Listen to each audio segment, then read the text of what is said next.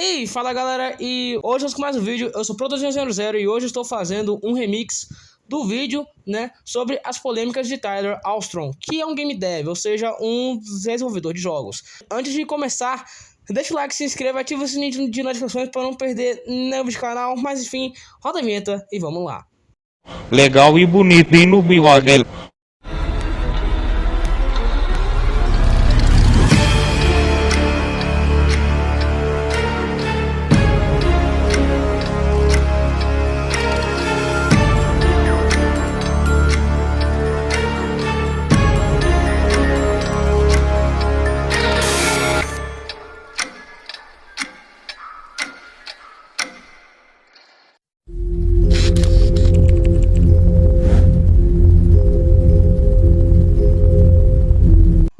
Quando Max Smith estava prestes a pedir demissão, ele encontrou um artigo no jornal mencionando que os animatrônicos estavam sendo consertados. Os animatrônicos da pizzaria Ever So Popular foram finalmente consertados. Eles também consertaram e trouxeram de volta a raposa pirata favorita de todos, Foxy, o assassino das 4 crianças e de uma criança desaparecida ainda não foi encontrado.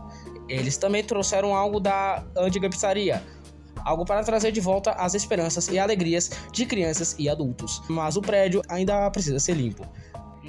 Não nos responsabilizamos por ferimentos ou desmembramentos. Pera, ferimentos e desmembramentos? O que é isso?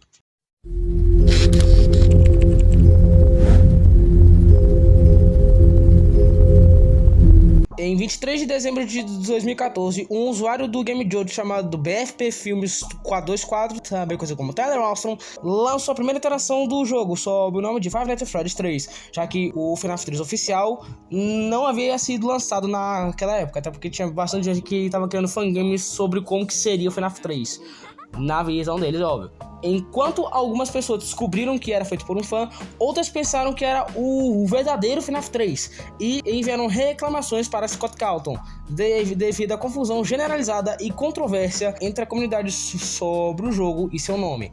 Ele mudou o nome do jogo para Five Nights at Freddy's 3 Fan-Made para ajudar a aliviar isso. Logo depois disso, Scott Calton contatou Tyler, pedindo-lhe para mudar completamente o nome do jogo, para que não ocorresse mais confusão. Tyler decidindo renomear o jogo para The Return to Freddy's. Ele o relançou com esse nome em 5 de janeiro de 2015. Hoje em dia, TRTF possui aproximadamente 5 jogos, sendo que um deles possui um rebuild, TRTF 2 Rebuild, que havia sido desenvolvido pela Black Moon Studios, sendo seu último jogo produzido o Frank Bird's Rebuild, tendo até logotipos e algumas artes 3D. E bem casual até.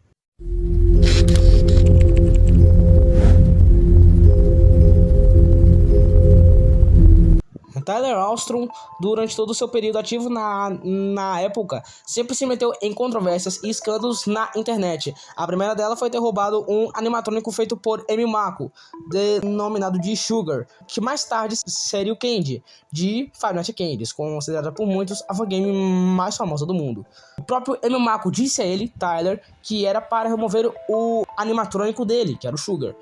E então, quando foi atualizado e o nome foi mudado para TRTF, o Sugar também foi removido do game. A segunda polêmica foi utilizar conceitos sexuais e explícitos para outros jogos, um deles sendo Frank Bird's, um jogo desenvolvido por Tyler que acabou sendo cancelado, e os motivos são mais do que claros. Era para haver robôs para conteúdos sexuais, e inclusive aquela imagem do rebuild de Frank Bird's era possivelmente uma remasterização de algum personagem do projeto original, e era também para haver robôs strippers, como a Kid Fast Cat, que foi desenvolvida por sua ex-namorada e que no Frank Bird's foi denominada como stripper feminina por simulações conceituais em 3D. Eu quero gozar. A terceira polêmica foi que ele mentia pra caralho. Durante o desenvolvimento dos jogos dele, ele falava diversas mentiras, sendo uma delas que ele se todo durante o desenvolvimento de TRTF 4, que era baseado obviamente em FNAF 4. Ficava mentindo, dizendo que sua irmã era sua namorada. O excesso tá nada esse cara, viu?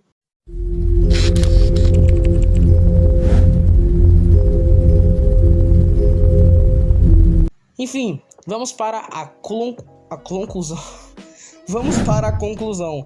Em resumo, a história tumultuada de Tyler Ostrom, também conhecido como BFP Filmes 424 ou Ponytail Films, no universo dos jogos indie, especialmente com a série The Return to Threads ou TRTF, é marcada por controvérsias desde o início, desde a confusão em torno do lançamento inicial de Five Nights at Freddy's 3 Made, até as polêmicas envolvendo roubo de conteúdo, elementos sexuais explícitos em jogos e a propagação de informações falsas durante o desenvolvimento.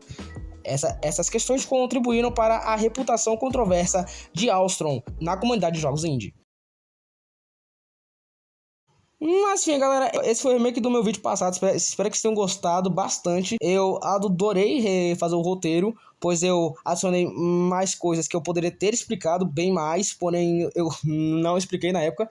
Eu sem querer acabei perdendo o roteiro antigo, então eu tive que fazer tudo do zero, cara. Foi muito trabalhado. Eu, na época, tinha me inspirado bastante no Iceberg da Fangames de FNAF do Matheus 6000. Até hoje eu assisto ele, né? De vez em quando eu assisto um vídeo que eu colar. Mas enfim, é nóis e falou!